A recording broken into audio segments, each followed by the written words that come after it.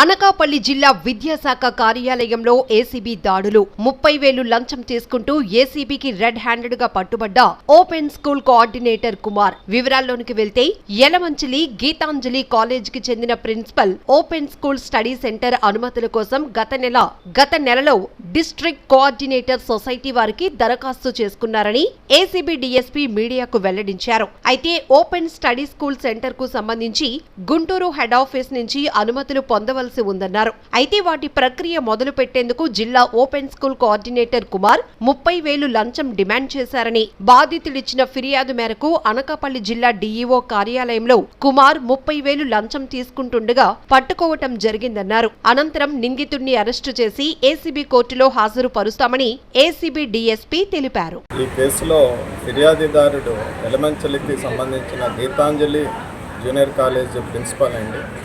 ఆయన వారి స్కూల్లో ఓపెన్ స్కూల్ ప్రారంభించడానికని చెప్పేసి ఆయన క్రిందటి నెల ఇక్కడ district coordinator open school society వారికి దరఖాస్తు చేయడం జరిగింది.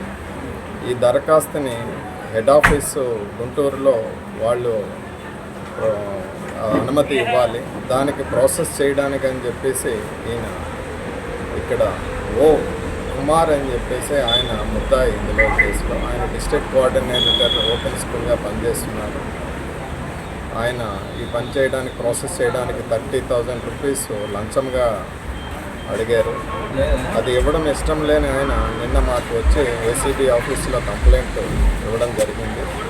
నేను దానికి సంబంధించి మా డీజీ ఏసీబీ అనుమతి తీసుకొని ఈ కంప్లైంట్ని ప్రాసెస్ చేసి ఈరోజు మధ్యాహ్నం 12:10 ముద్దాయి కుమార్ డిస్ట్రిక్ట్ కోఆర్డినేటర్ గారు వారి ఆఫీస్లో 30,000 రూపాయలు లంచం తీసుకున్న తర్వాత నేను రెడ్ హ్యాండెడ్గా పడుతున్నాను.